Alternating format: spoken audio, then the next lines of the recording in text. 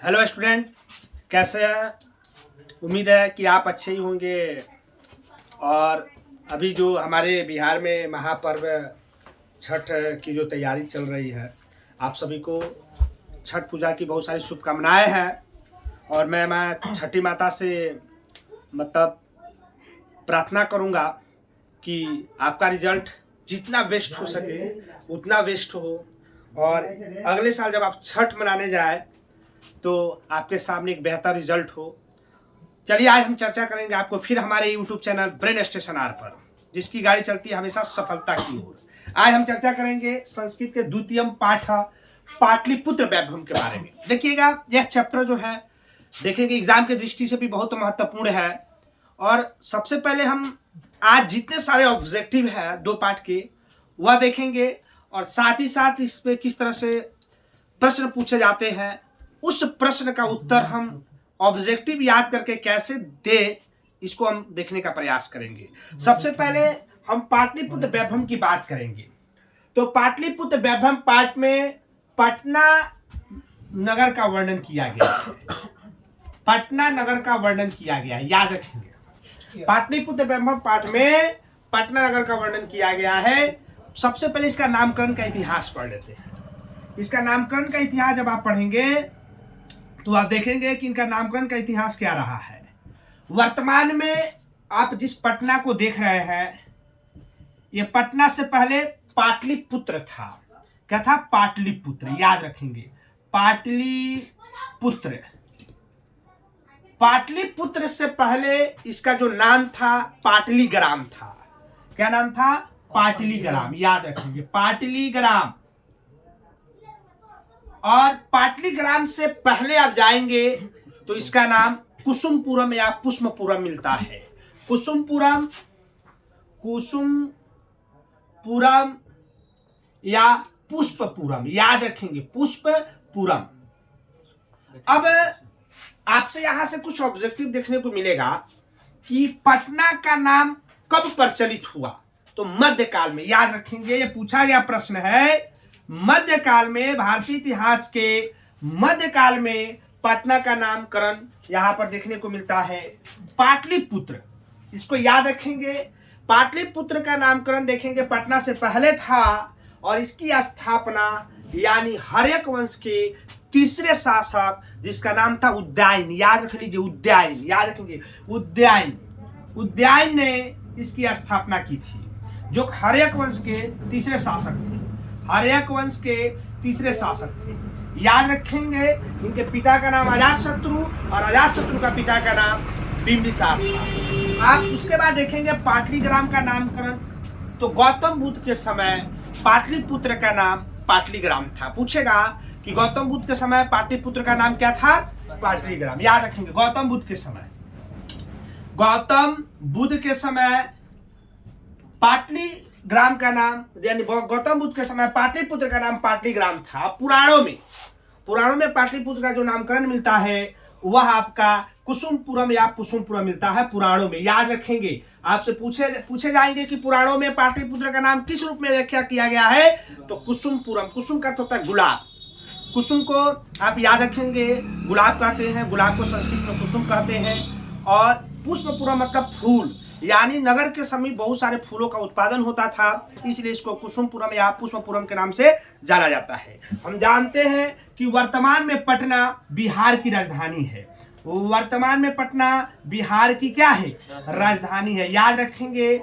वर्तमान में पटना बिहार की राजधानी। एक एक करके पूरे जो किताब में आपको दिए गए हैं उसको हम पढ़ेंगे।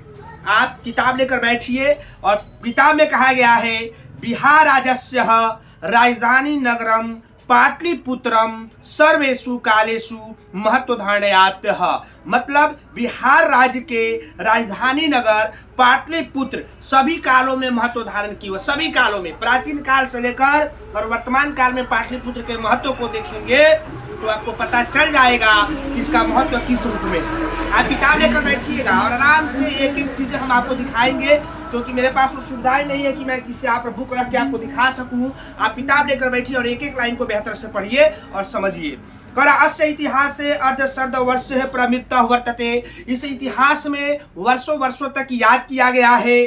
कर अत्र धार्मिक क्षेत्रम, राजनीतिक क्षेत्रम, उद्योग क्षेत्रम च विशेष ध्यान आकर्षणम। मतलब इसको अगर हम देखेंगे इतिहास में धार्मिक क्षेत्र में हो, आप धार्मिक क्षेत्र की बातें करें, धार्मिक क्षेत्र, राजनीतिक क्षेत्र, धार्मिक क्षेत्र, राजनीतिक क्षेत्र, उद्योग क्षेत्र को अगर आप देखने का प्रयास करेंगे तो इन सभी क्षेत्रों में इसका विशेष महत्व है। याद रखेंगे पाटलिपुत्र का विशेष महत्व रहा है हर क्षेत्रों में, ऐसा हम नहीं कहते हैं, ऐसा आप पढ़ेंगे वेदिशिका यात्री, मेगास्तनीज, फहयान, वेनसंग इति संग प्रभुत्यः पाटलिपुत्रस्य वर्णम स्वः स्वः अस्म ग्रंथेषु चक्रु। यानी विदेशी यात्री, आप याद रखेंगे दो विदेशी यात्री में आप नाम याद रखेंगे। विदेशी यात्री में मेगास्तनीज, देखिए मेगास्तनीज से आपसे क्या ऑब्जेक्टिव पूछेगा। मेगास्तनीज, मेगास्तनीज यह यूनान का राजदूत था, याद रखेंगे यह यूनान का राजदूत था, पूछ देगा मेगास्तनीज कहाँ का राजदूत था, याद रखिएगा यूनान का राजदूत था, याद रखिएगा यूनान का राजदूत था। और ये चंद्रगुप्त मौर्य के दरबार में आया था। किसके दरबार में आया था? चंद्रगुप्त मौर्य के दरबार में, याद रखेंगे चंद्रगुप्त मौर्य के दरबार में आया था। इसके द्वारा एक पुस्तक लिखी गई जिसका नाम है इंडिका। जिसका नाम क्या है? इंडिका, याद रखेंगे। इंडिका इसकी पुस्तक है जो मौर्य साम्राज्य के प्रशासनिक गतिविधियों के बारे में जानकारी प्राप्त करता है। तो इंडिका पुस्तक में मौर्य साम्राज्य के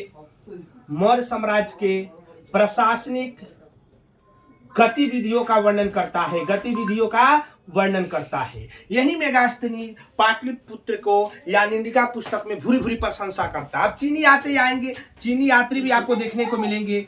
चीनी यात्री भी पाटलिपुत्र आते हैं और उसकी भूरी भूरी प्रशंसा करते हैं अपने ग्रंथों में। उस चीनी यात्री में नाम याद रखेंगे फहयान, वेनसंग, इतिसंग, याद रखेंगे फहयान, वेनसंग और इतिसंग, ये तीन नाम आप याद रखेंगे। यह भी पाटलिपुत्र की प्रशंसा करते हैं और कहा जाता है पाठे अस्मिन् पाटलिपुत्र वैभवस्यः समान राज्य परिचय वर्तते है। इस पाठ में पाटलिपुत्र का एक सम्मान परिचय दिया गया है जिसको हम कंप्लीट करके हम किसी भी क्षेत्र में यानी कहीं भी हम इसका उत्तर दे सकते हैं, इसके महत्व के बारे में बता सकते हैं। तो चलिए हम पाटलिपुत्र के बारे में अब आपको हम डायरेक्ट हिंदी अनुवाद करेंगे और यहाँ से आपको एक एक करके पूरे ऑब्जेक्टिव सब्जेक्टिव जो प्रश्न निकलेगा वो हम देखने का प्रयास करेंगे और उम्मीद है कि इसके बाद से कोई ऐसा प्रश्न कोई ऐसा ऑब्जेक्टिव नहीं होगा जो छूट पाएगा। तो सबसे पहले हम जानते हैं कि प्राचीन भारतीय नगरों में जब भी पूछेगा प्राचीन भारतीय नगरों में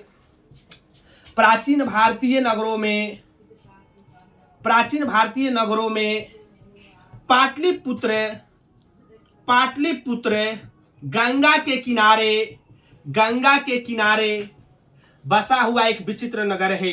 गंगा के किनारे बसा हुआ है। पाटलिपुत्र किस नदी के किनारे है? गंगा के किनारे। और यह गंगा नदी पटना में उत्तर दिशा की ओर प्रवाहित होती है, यानी गंगा नदी उत्तर दिशा की ओर प्रवाहित होती है, याद रखेंगे। बहुत टॉप ऑब्जेक्टिव आपसे पूछ सकता है। आप पढ़ेंगे कि एक कुटी विख्यात काव्य के रचयिता हैं दामोदर गुप्त, पूछ सकता है कुटी विख्यात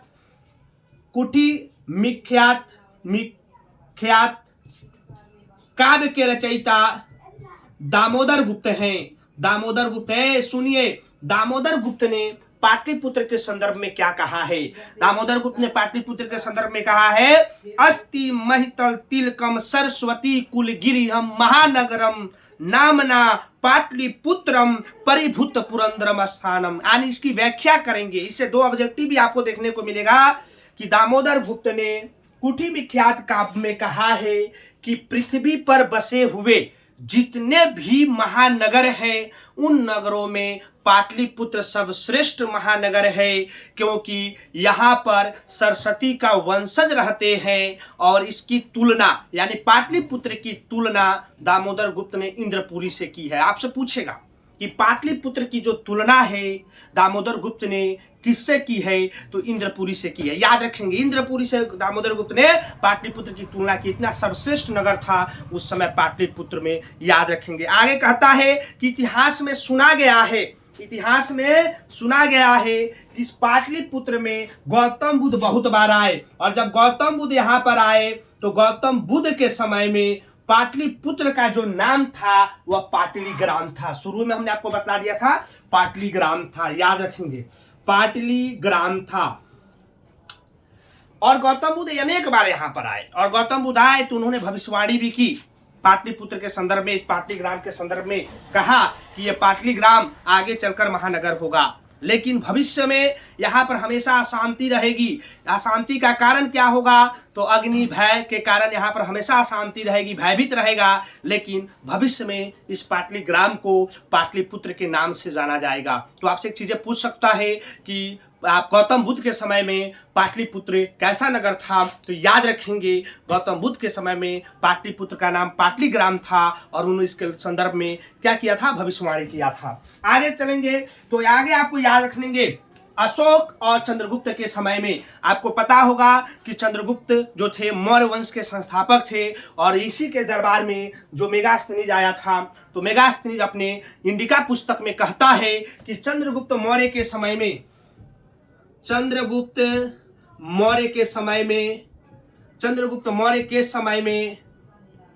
पाटलिपुत्र कैसा नगर था, तो आपको याद रखेंगे अति उत्कृष्ट, याद रखेंगे अति उत्कृष्ट, पूछा गया प्रश्न है, अति उत्कृष्ट था चंद्रगुप्त मौर्य के समय में। और अशोक के समय में सुत्राम समृद्धम, अशोक के समय में सुत्राम समृद्धम, अशोक के समय में सुत्राम समृद्धम, याद रखेंगे। दो चीजें पूछ सकता है यहां से आपको ऑब्जेक्टिव की, बताइए कि चंद्रगुप्त मौर्य के समय में पाटलिपुत्र कैसा नगर था, तो याद रखेंगे चंद्रगुप्त मौर्य के समय पाटलिपुत्र का जो व्यवस्था था अति उत्कृष्ट था, और अशोक के समय में सुत्राम समृद्धम था। हमें उम्मीद है कि यहाँ तक आप बहुत बेहतर से समझ रहे होंगे, और ध्यान से सुने, एक भी ऑब्जेक्टिव सब्जेक्टिव आपका छूट नहीं पाएगा। यहाँ से हम दावे के साथ कह सकते हैं समय के परिवर्तन के साथ समय परिवर्तित होते चला गया, और एक और कविवर हैं जिनका नाम राजशेखर है, याद रखेंगे राजशेखर का एक काव्य है, उस काव्य का नाम है स्व काव्य मीमांसा, याद रखेंगे स्व काव्य मीमांसा, याद रखेंगे। पूछ देगा स्व काव्य मीमांसा नामक ग्रंथ के लेखक कौन है, याद रख लीजिए कान खोल के ध्यान से, राजशेखर हैं। राजशेखर ने भी कहा है पाटलिपुत्र के संदर्भ में, क्या कहा है उसको देखते हैं। कहते हैं यहाँ वर्षों तक पाणिनि, पिंगला, व्याड़ी, वररुचि जैसे विद्वानों ने रहकर ख्याति अर्जित की है। तो पूछ देगा कि राजशेखर ने स्व काव्य मीमांसा नामक ग्रंथ में पाटलिपुत्र के संदर्भ में क्या कहा है, तो आप याद रखेंगे कि इन्होंने कहा है कि इस पाटलिपुत्र नगर में बड़े बड़े विद्वान, जैसे आपका नाम याद होगा पाणिनि, पिंगला, व्याड़ी, वररुचि, पतंजलि जैसे विद्वानों ने रहकर अपनी ख्याति अर्जित की है। तो बहुत इंपॉर्टेंट है। समय परिवर्तित होते चला गया, पुराणों में आप चले जाएंगे तो पुराणों में पाटलिपुत्र का जो नामकरण मिलता है वह कुसुमपुर और कुसुमपुर के रूप में मिलता है, क्योंकि ऐसा ज्ञात है कि इस स्थान के समीप बहुत सारे फूलों का उत्पादन होता था, और फूल को संस्कृत में पुष्प कहते हैं, इसलिए इसको पुष्पपुरम कहा गया। पुरम का अर्थ होता है स्थान, तो पुष्पपुरम, और उस फूल में ऐसा ज्ञात है कि गुलाब का फूल का उत्पादन होता था, और गुलाब को संस्कृत में कुसुम कहते हैं, इसलिए इसको कुसुमपुरम और पुष्पपुरम भी कहा गया। बहुत इंपॉर्टेंट है, आप याद रख लीजिएगा कि पुराणों में पाटलिपुत्र का नामकरण क्या मिलता है, आपको यही नाम देखने को मिलेगा। साथ ही साथ आप चलेंगे तो वहां पर एक पटना की पालिका देवी है जिसका नाम पटन देवी है। क्या है? पालिका देवी का नाम क्या है, याद रखेंगे, मन में बोलते जाएंगे। एक पालिका देवी है जिसका नाम है पटन देवी, ऐसा मान्यता है कि यह पटन देवी जो है पटना की रक्षा करती है और आज भी इतने मतलब बड़ी नदी गंगा नदी के समीप रहते हुए भी आज सुरक्षित है। इसके पीछे आस्था है, विश्वास है कहीं ना कहीं पटन देवी के ऊपर, ताकि आज पाटलिपुत्र यानी पटना सुरक्षित है। अब कुछ मुख्य चीजें आपको यहाँ से देखने को मिलेंगे। एक उत्सव है जो गुप्त शासन काल में मनाया जाता है, उसको कौमुदी महा उत्सव कहते हैं। याद रखेंगे, पूछ देगा कि कौमुदी महा उत्सव किसके शासन काल में, याद रखिएगा गुप्त शासन काल में, गुप्त शासन काल में मनाया जाता है। कौमुदी महाउत्सव गुप्त शासन काल में। ऋतु पूछ दे तो शरद ऋतु में। कौमुदी महाउत्सव किस ऋतु में? शरद ऋतु में। याद रखेंगे शरद ऋतु में मनाया जाता है कौमुदी महाउत्सव। और यहाँ पर दुर्गा पूजा जैसे समारोह यानी पूजा अवसर देखे गए। साथ ही साथ समय का परिवर्तन होता चला गया और ब्रिटिश शासन काल में आप जाएंगे तो ब्रिटिश शासन काल में भी यह नगर समृद्ध रहा। आप पढ़ेंगे मुगल वंश काल में भी इसका व्यवस्था बेहतर रहा। और इसके साथ ही साथ वर्तमान में देखेंगे तो पाटलिपुत्र के संदर्भ में कि वर्तमान बिहार राज्य की राजधानी है और दिन प्रतिदिन इसका विस्तार हो रहा है और एकमात्र महानगर बिहार का वह पटना है, यानी पाटलिपुत्र के नाम से पहले जाना जाता था। साथ ही साथ आप पढ़ेंगे कि उत्तर दिशा में गंगा नदी प्रवाहित होती है। यहाँ पर एशिया का सबसे बड़ा सेतु, एशिया का सबसे बड़ा सेतु गांधी सेतु, एशिया का सबसे बड़ा सेतु